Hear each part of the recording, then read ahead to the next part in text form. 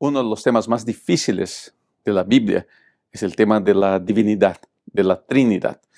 En el estudio de esta semana vamos a tocar un poco de este tema. Obviamente no vamos a llegar a una solución final, pero podemos decir con algo de seguridad que el Evangelio de Juan habla de esa bendita Trinidad.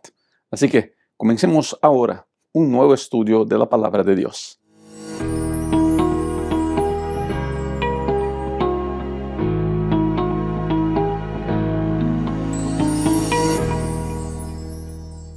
Muy bienvenida, querida amiga, querido amigo a mi canal. Soy Rubén Bullón y este video es el estudio de la lección de la escuela sabática, lección de número 11, que tiene como título El Padre, el Hijo y el Espíritu Santo.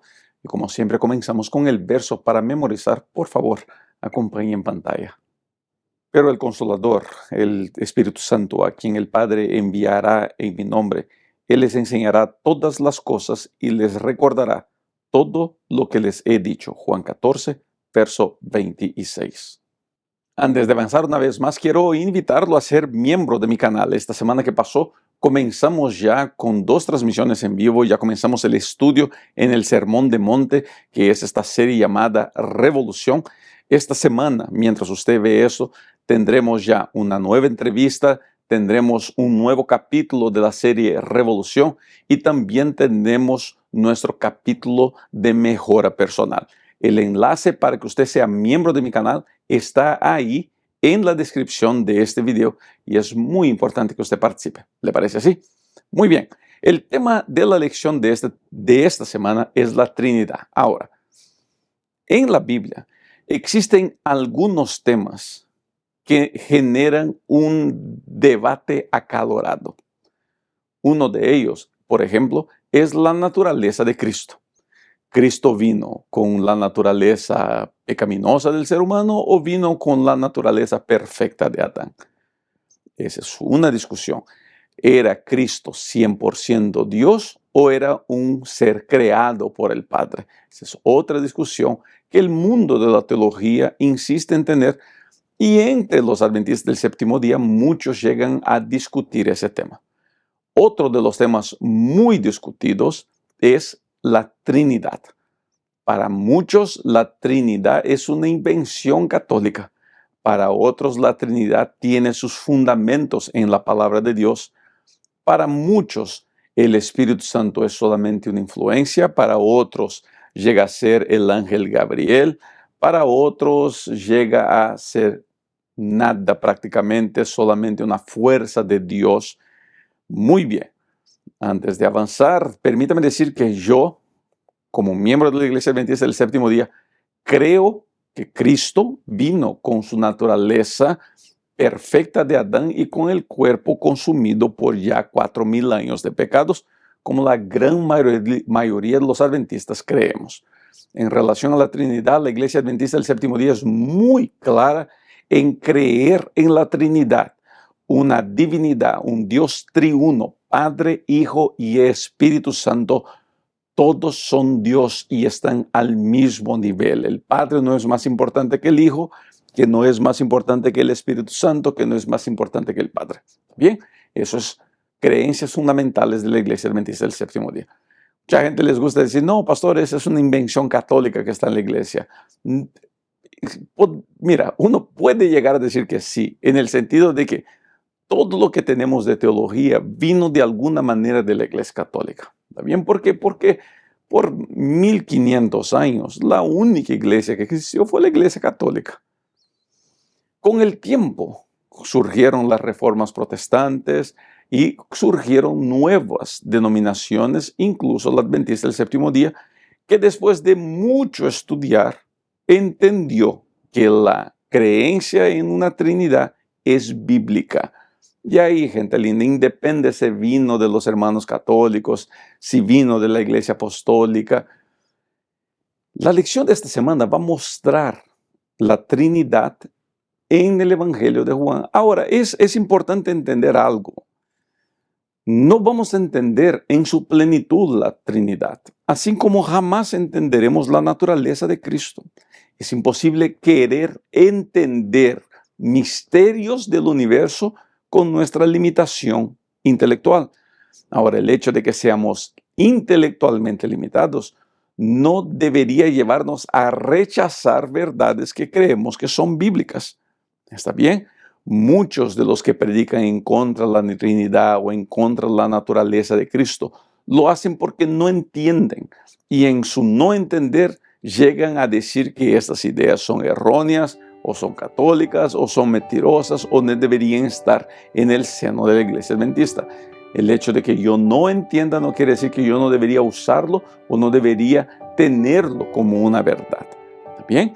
Esta semana vamos a tocar de manera muy superficial, porque la lección lo toca de manera muy superficial y no vamos a entrar, no tendremos tiempo. Tendremos que hacer un video de horas para poder llegar a lo más profundo de nuestro conocimiento en relación al Espíritu Santo. Pero vuelvo a decir, en relación a la Trinidad, yo creo en la Trinidad, la Iglesia Adventista cree en la Trinidad y creemos que está sólidamente fundamentada en la palabra de Dios.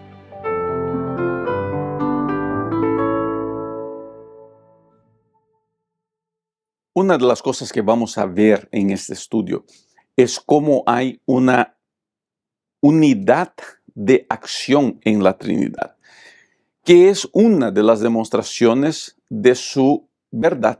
Es una de las demostraciones, una de las evidencias que tenemos de que la Trinidad es una doctrina bíblica. Y la lección del día domingo va a presentar cómo Jesús vino a restaurar la imagen del Padre. Un trabajo de unidad entre el Padre y el Hijo. Ojo. Cuando Lucifer vio la creación, y estoy dramatizando un poco todo esto, ¿bien? Lucifer se fue sacado del cielo. La Biblia dice que se expulsó al diablo del cielo juntamente con 1/3 de los ángeles del cielo. Ellos salieron a tentar los mundos, nunca lograron nada. Vinieron a la tierra, vieron la creación perfecta, vieron la belleza de la armonía de la creación. Y lograron convencer a nuestros primeros padres de no seguir a Dios y sí seguirlo a Él. Y ahí comenzó el desastre de la vida del ser humano. Y el enemigo de nuestras almas trató de seguir un plan. Quiero mal representar la figura del Padre. Dios es amor. Dios es amor. Es una de las pocas certezas que tenemos en la Biblia. Nadie discute eso. Nosotros como teólogos, como denominaciones, discutimos y llegamos a pelearnos por un sinfín de puntos doctrinarios y teológicos, pero nadie cuestiona. Dios es amor. Esa quizás sea la verdad más central de la palabra. Dios es amor. El enemigo, Lucifer, trató de mostrar que Dios no era amor y comenzó a tocar la humanidad de tal manera para que el ser humano perdiera de vista que Dios es amor, para que el ser humano dejara de ver que Dios es amor, para que el ser humano perdiera su comprensión de que Dios es amor. Como por ejemplo el enemigo hace para que nosotros perdamos de vista que Dios es amor. Una de las maneras más comunes es destruyendo la familia. Porque a partir del momento que saca la figura paterna del hogar, que divide papá y mamá, rompe la unidad del amor de Dios que se representa en papá y mamá. Dios se pone el nombre de Padre, pero compara su amor al amor de madre para demostrar unidad en el matrimonio. Cuando la familia es deshecha, es separada, se rompe esa unidad y la imagen del Padre queda lastimado frente a la humanidad. Es por eso que mucha gente llega a dudar de Dios, dudar del amor de Dios o dudar de su existencia. Porque nunca probaron el amor como Dios quisiera que se lo probara en el seno familiar, en el hogar, en la casa. Otra cosa que el enemigo hizo fue usar la vida de las personas para malinterpretar a Dios. Y ahí nosotros religiosos tenemos que aprender a hacer un mea culpa. ¿Qué quiere decir un mea culpa? Quiere decir aceptar que estamos equivocados, reconocer nuestra falla.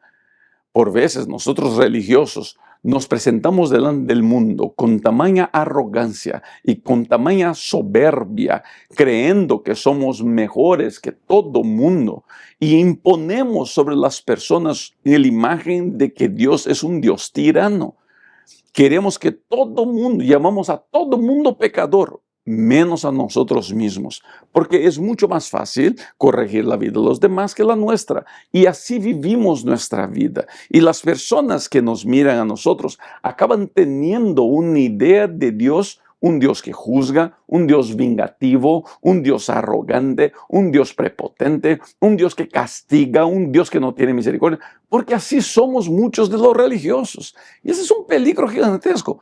Para eso Cristo vino a la tierra, para poder restaurar la imagen del Padre. Y el Evangelio de Juan muestra por eso que Jesús cobraba para sí el nombre del Padre. Yo soy esto, yo soy el otro, yo soy el otro, mostrando que Él tiene el nombre del Padre, queriendo restaurar la imagen del Padre. Querido, mira, Cristo hizo esa obra y yo quisiera dejar el desafío de que nosotros sigamos haciendo esa misma obra, demostrando bien el carácter de Dios. Por eso yo insisto que usted sea miembro de mi canal, porque ahí estoy enseñando de manera muy didáctica cómo yo puedo ser un buen representante de Dios en la tierra. Esa es nuestra misión, mostrar a todo el mundo el amor del Padre, mostrar a todo el mundo Dios, el Padre que ama y que quiere salvar a la humanidad. Cristo vino a la tierra para mostrar eso. Usted y yo tenemos la misión de hacer la misma cosa.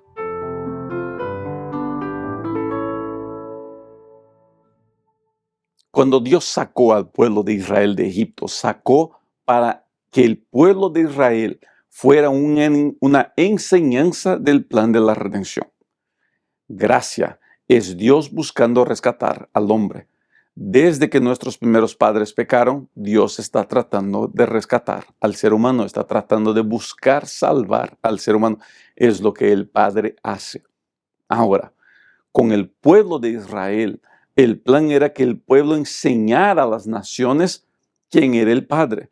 El santuario, los rituales, las leyes, la vida del pueblo, para que el pueblo pudiera venir y aprender del Padre. Pero el pueblo se perdió, el pueblo se confundió y terminaron rechazando al Padre. El pueblo dio espaldas a Dios, el pueblo no quiso saber de Dios, abandonó los caminos de Dios, dejó de seguir a Dios y perdió la belleza que tenía, la bendición que había recaído sobre ellos de ser en los arautos de Dios en la tierra. Otra vez la lección va a insistir y va a mostrar que el trabajo de Cristo es restaurar la imagen del Padre. Dios manda, la deidad manda a una de las personas de la deidad a asumir la forma humana para entonces mostrar al ser humano el amor del Padre. Solamente Dios pudiera hacer eso. Él tenía que venir, tenía que vivir, tenía que morir y tenía que resucitar. El plan de la salvación era complejo. Solamente Dios lo pudiera hacer. Y Dios en la persona de Jesucristo vino a la tierra, encarnó, vivió como ser humano y rescató a la humanidad, restaurando la humanidad a la imagen de Dios. Dejó entonces de ser un pueblo y pasó a ser todo aquel que en él cree. Interesante el trabajo de unidad entre el Padre y el Hijo. Y aquí, gente, es muy importante nuestro buen entendimiento de quién es el Hijo. Porque si yo rechazo que Jesús era Dios, yo rechazo la salvación, todo el plan de salvación. Si yo, por ejemplo, no entiendo, no acepto puntos de la naturaleza de Cristo, yo llego a decir que el sacrificio de Cristo no fue suficiente. Si yo tengo que esperar que yo me porte bien para añadir a mi salvación, entonces no solamente estoy disminuyendo el sacrificio de Cristo, como estoy disminuyendo la divinidad de Cristo. Por eso que yo digo que ideas perfeccionistas siempre tienen origen diabólico, porque siempre quieren quitar del trono al Dios, el Hijo. Queridos, el enemigo, el diablo es muy sutil, es muy sagaz. Él quiere mezclar mentira con la verdad, usando una buena intención, porque ¿quién no quiere portarse bien? ¿Quién no quisiera tener una vida perfecta? ¿Quién no quisiera no caer en pecados? Obvio que sí, es el sueño de nuestra vida. Pero Cristo vino a esta tierra justamente porque sabía que nosotros no teníamos esa capacidad. No teníamos la habilidad de salvarnos por nosotros mismos. Solamente Dios puede salvar la humanidad. Cristo vino. Y si Cristo no es Dios, entonces nuestra salvación es incompleta. Porque Cristo es Dios.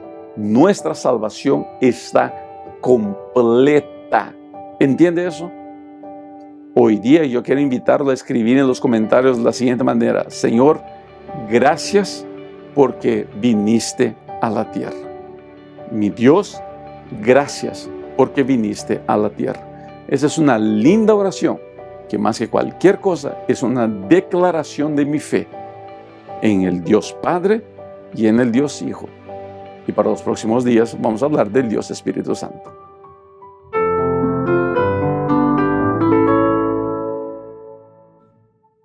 Aún seguimos hablando de la relación entre el Padre y el Hijo. ¿Por qué? Porque ese todavía es un tema muy debatido en las iglesias. Ojo, gente linda. Jesús, cuando estuvo en la tierra, él usaba una frase muy a menudo: estoy haciendo la voluntad de mi Padre. Hay que entender, voluntad de mi Padre era el dibujo del plan de la salvación. Eso no apunta al hecho de que Jesús estaba en obediencia, en posición de obediencia al Padre. Jesús obedecía al plan de la salvación. Jesús no es menor que el Padre. Si él fuera menor que el Padre, entonces él tendría que obedecer constantemente, pero no. En nivel de igualdad, al decir yo hago la voluntad del Padre, está diciendo yo estoy cumpliendo con el plan de la salvación. Estoy cumpliendo con el plan de la salvación. Mi Padre trabaja hasta ahora. ¿Haciendo qué? Salvando al ser humano. Yo también trabajo. Porque somos uno. Estamos en unidad. Queridos, y aquí quizás sea la gran dificultad, uno de los puntos difíciles en relación a la lección. Es difícil entender cómo dos personas pueden ser una y dos al mismo tiempo. Para nosotros, en el mundo que vivimos, en las estructuras que tenemos, o es uno o es otro. No pueden ser dos. Aun cuando las personas están casadas y están felices, son muy unidas, son dos personas. Pueden que piensen parecido, pueden que reaccionen parecidos, pero son dos personas, son individuos alejados, no son el mismo.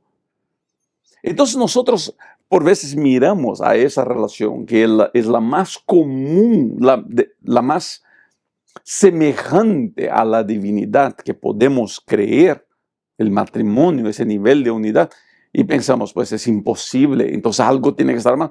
Vuelvo a repetir, cuando nosotros queremos entender a Dios con nuestra mente limitada, queremos algo imposible. La lección en el día martes, va a insistir con el punto de la unidad entre el Padre y el Hijo. Jesús hacía lo que el Padre con él y el Espíritu habían decidido. Él siguió el plan de la salvación. Él obedeció el plan de la salvación. No porque estaba sometido, y sí porque él tenía un plan, tenía una misión. Y queridos, yo creo que Cristo cumplió con excelencia su misión. cumplió con excelencia el plan que estaba designado para él. Las frases que Jesús usaba, las palabras, yo soy esto, yo soy el otro, hago la voluntad de mi Padre trabaja, yo trabajo hasta ahora, muestra ese nivel de unidad. Y el ser humano tuvo la oportunidad de ver esa unidad y enamorarse de Dios otra vez. Y vuelvo a insistir lo que insistí en el día sábado. Nosotros tenemos esa misma misión, de mostrar a la unidad de Dios con el Padre, demostrar el carácter de Dios, demostrar el amor de Dios a las personas que llegan a la iglesia, a las personas que nos rodean. Todo eso es parte de una misión. Por veces tengo la impresión que nosotros estamos tan obsesionados, y estoy usando muy a menudo esa palabra, obsesionados. Estamos tan obsesionados con bautizar y bautizar y bautizar y bautizar, que por veces nos olvidamos de que hay cosas tan importantes, y me arriesgaría a añadir, quizá aún más importantes que bautizar, que es ayudar personas que se están muriendo sin la esperanza de la salvación. Quizá no tengamos tiempo de bautizar a esas personas, quizá nunca sean bautizadas, pero yo puedo mostrarles un poquito de compasión, del amor del Padre, y hacer con que esas personas se enamoren del Padre de una manera intensa. Ese al fin es nuestra misión. Fue la misión de Jesús, esa es nuestra misión también.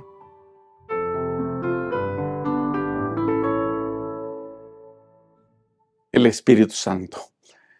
Quizás de las personas de la Trinidad sea el más cuestionado, el que más debates acalorados genera. Cuando yo comencé mi ministerio, mucha gente hablaba en contra del Espíritu Santo. ¿Dónde voy? Encuentro gente que me dice, pastor, ¿hasta cuándo vamos a creer en esa doctrina católica? Queridos, el Espíritu Santo es bíblico. La tercera persona de la Trinidad es bíblica. No es una fuerza, no es una paloma, no es un espíritu. Se entristece, habla, tiene forma. Yo pudiera darles aquí un estudio sobre el Espíritu Santo, quizá hablemos de eso en algún momento en mi canal. Vuelvo a repetir, sea miembro de mi canal, vaya a suscribirse, es muy importante que usted participe. Por allá tenemos un lindo grupo de personas por allá. Pero mira, yo pudiera hablarles un montón sobre el Espíritu Santo. No voy a entrar a ese detalle, porque como ya le dije, no tenemos ese tiempo. El Evangelio de San Juan habla bastante del Espíritu Santo y promete el Espíritu Santo como el consolador, el que estará guiando al pueblo. Cristo tenía que volver al cielo. Vuelvo a repetir, había un plan y el plan era venir, vivir, morir, resucitar, volver al cielo. Porque al subir al Padre, Él se presentaría como sacrificio delante de Dios, en pago por la salvación del ser humano, y ahí a sentarse en el trono. Jesús se fue, pero el ser humano no podía ser dejado, no podía ser abandonado. Entonces la divinidad propone la presencia del Espíritu Santo, el consolador, el que va a guiar, el que les va a ayudar, es que el que va a alumbrar. Queridos, todos esos momentos que tenemos vislumbres buenos, que nos acordamos de algo bonito, que sentimos el deseo de ayudar a alguien, todas las veces que escuchamos una voz diciendo, mira, ayuda a esta persona, contesta, podemos decir de alguna manera que es la obra de Dios en nosotros. Es el Espíritu Santo hablando, diciendo, hijo, ¿sabes qué? No te apures, habla con esa persona, atiende a esa persona. El Espíritu Santo está trabajando en la humanidad. Y es el Espíritu Santo, por ejemplo, según la Biblia, el que me convence de que estoy mal, que convence de hacer algo bueno. Estos días me llamó la atención una persona que era muy ácida con la iglesia, criticaba a todo el mundo y de repente cambió su actitud. Y cuando pude dialogar con esa persona me decía, pastor, sentí el Espíritu Santo diciéndome que yo debería dedicarme a otra obra. Ya no más de atacar, ya no más de insultar, ya no más de agredir, y sí de anunciar buenas nuevas. Esa es obra del Espíritu Santo. Yo puedo intentar convencer a una persona, pero yo soy un ser humano. Yo no convenzo a nadie. Yo me acuerdo cuando hablaba con mi hermano más grande, de jovencitos, estábamos peleando por alguna cosa, y él me dice, mira, nadie nunca me convenció de eso, no serás tú que me vas a convencer. Y tiene razón. Mi trabajo no es convencer a las personas. Yo no convenzo a nadie de nada. Pastor, a ver, convénzame de eso. Yo no. Es por eso que no le tengo miedo a ser llamados al fin del sermón. Pastor, ¿y si nadie se para? Pues si nadie se para, paciencia. Es que mi trabajo es llamar. Convencer a venir es obra del Espíritu Santo. ¿Entiende eso? Por eso el Espíritu está. Por eso vino. Fue derramado y es derramado todos los días en nuestra vida. Lo único que tengo que hacer es abrir mi corazón a la santa y sana influencia del Espíritu Santo. Y ahí viene la pregunta, ¿usted está dispuesto a hacer eso? Acompañe esta cita en pantalla, por favor. Al describir a sus discípulos la obra y el cargo del Espíritu Santo, Jesús trató de inspirarles el gozo y la esperanza que alentaba su propio corazón. Se regocijaba por la ayuda abundante que había provisto su iglesia. El Espíritu Santo era el más elevado de todos los dones que podía solicitar a su Padre para la exaltación de su pueblo. El Espíritu iba a ser dado como agente regenerador, y sin esto el sacrificio de Cristo había sido inútil. El poder del mal se había estado fortaleciendo durante siglos y la sumisión de los hombres a este cautiverio satánico era asombrosa. El pecado podía ser resistido y vencido únicamente por la poderosa intervención de la tercera persona de la divinidad, que iba a venir no con energía modificada, sino en la plenitud del poder divino. Deseado todas las gentes, páginas 640, 641. Así viene el Espíritu. Así trabaja el Espíritu. Y yo le invito a usted a abrir la puerta de su corazón a la tercera persona de la divinidad y verá los fantásticos resultados que usted verá en su vida.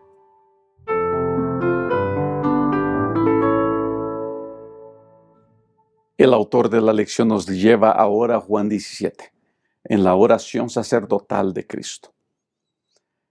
¿Qué es la oración sacerdotal de Cristo? Bueno, Jesús está despidiendo de sus seguidores, de sus discípulos. Él sabe que está ya a las puertas de su sacrificio. Juan 18 ya comienza en el Getsemaní, ya comienza toda la vía crucis de Cristo. Juan 17 es su último momento donde él pide fuerzas al Padre para enfrentarse a esa lucha. Ese discurso es donde está todo lo que Jesús habla sobre la venida del Consolador, sobre su ida al cielo, sobre su regreso. Es un discurso que comienza en Juan capítulo 14. Juan 17, Jesús trata de mostrar un poco más del deseo que exista unidad entre el Padre, el Hijo, el Espíritu Santo, usted y yo. La oración sacerdotal de Cristo es una de las más lindas que existen y le recomiendo la lectura de Juan 17. Entre las muchas cosas que él dice, Jesús dice, no te pido que los saques del mundo, y sí que te quedes con ellos, que los protejas, que camines con ellos. Queridos, al fin del día, la divinidad quiere mostrar, entre otras cosas, la importancia que existe en la unidad. Yo con la divinidad. Mientras más unido estoy a la divinidad, mejor puedo caminar en los caminos del Padre. Mejor puedo entender las enseñanzas del Hijo. Más abierto estoy a la influencia del Espíritu. Unidad para con el Padre. Unidad con la divinidad. ¿Por qué hoy día nuestra vida religiosa es tan difícil, tan agobiante, muchas veces tan sin sentido? Porque nosotros tenemos unidad con un cuerpo doctrinario, tenemos unidad con una iglesia, tenemos unidad con un programa, muchas veces con un pastor por internet, pero nos falta unidad para con el Padre. Porque si yo estoy en unidad con Dios, yo me voy a dar cuenta, por ejemplo, de que es muy importante amar a las personas. Queridos, cuando yo digo de amar a las personas, no estoy diciendo que el pecado dejó de ser pecado. Muchas personas confunden amar a Dios con pecado dejar de ser pecado. Amor de Dios con liberalidad, con, qué sé yo, no sé cuál es la palabra que se usa, con permitir permisividad. No es eso. Mi trabajo es anunciar el amor de Dios. Mi trabajo nunca fue decir que mi vecino está en pecado. Mi vecino puede que esté en pecado y puede que la Biblia diga que él está en pecado. Pero eso es trabajo de mi vecino y de la Biblia y de su unidad con Dios para que él entienda que él está en pecado. Por alguna razón nosotros creemos, los religiosos creemos que es nuestra misión salir por ahí apuntando dedos diciendo a todo el mundo mal. Mira, yo tengo que leer la Biblia y mirarme al espejo y decir, ¿será que lo que yo estoy haciendo es malo? ¿Será que estoy en pecado? Pastor, tenemos que acusar el pecado de la iglesia. Permítame estar en desacuerdo. Pastor, no podemos dejar de decir que la promiscuidad es pecado. Sí, no debemos dejar de decir, pero no la promiscuidad de mi hermano, y sí la mía. Queridos, mi unidad con Dios me lleva a tener misericordia con mi hermano, pero a ser muy firme con mis fallas. Porque cuando estoy en la luz del Espíritu, yo comienzo a ver cuánta cosa yo tengo que mejorar. No, pero el otro tiene que mejorar, pero el otro le va a amanecer a él. Mi santo, no te metas en eso. Con que cuidar nuestra vida ya es un trabajo, imagínense. Por eso esa oración es tan importante y tan vital para el entendimiento de lo que Dios quiere para nosotros, que estemos en unidad con la divinidad. Y queridos, si algo quiero que usted reciba de todo eso, es que estar en unidad con Dios es una decisión personal. Y ojalá usted entienda eso y ojalá usted elija eso.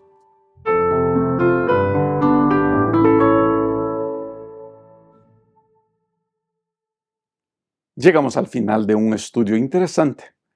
Hablar sobre la divinidad es algo muchas veces polémico y gracias a Dios el autor de la lección evitó esas polémicas. Muchos maestros se sentirán tentados a entrar en textos difíciles de la cuestión de la divinidad. Recomiendo no hacerlo porque no hay el tiempo para hacer todo un estudio y por veces en el afán de mostrar mucho conocimiento terminamos dejando a la gente muy confundida. ¿Está bien? Lo que es importante es recordar, la divinidad es una unidad que quiere estar en unidad con nosotros. ¿Te parece? Acompaña este texto del Espíritu de Profecía que nos ayudará a entender un poquito mejor el tema de esta semana. El Consolador es llamado el Espíritu de verdad. Su obra consiste en definir y mantener la verdad. Primero mora en el corazón como el Espíritu de verdad y así llega a ser el Consolador. Hay consuelo y paz en la verdad, pero no se puede hallar verdadera paz ni consuelo en la mentira. Por medio de falsas teorías y tradiciones es como Satanás obtiene su poder sobre la mente. Induciendo a los hombres a adoptar normas falsas, tuerce el carácter. Por medio de las Escrituras, el Espíritu Santo habla a la mente y graba la verdad en el corazón. Así expone el error y lo expulsa del alma. Por el Espíritu de verdad, obrando por la palabra de Dios, es como Cristo subyuga a sí mismo a sus escogidos. El deseo de toda la gente, página 640. Ábrete a la santa influencia del Espíritu Santo. Permite que la divinidad obre en tu vida y verás cómo es bueno caminar siempre según la voluntad de Dios. Que Dios te guarde, que Dios te bendiga y nos vemos siempre en todos los videos aquí en nuestro canal. Cuídese mucho, nos vemos pronto. Chao.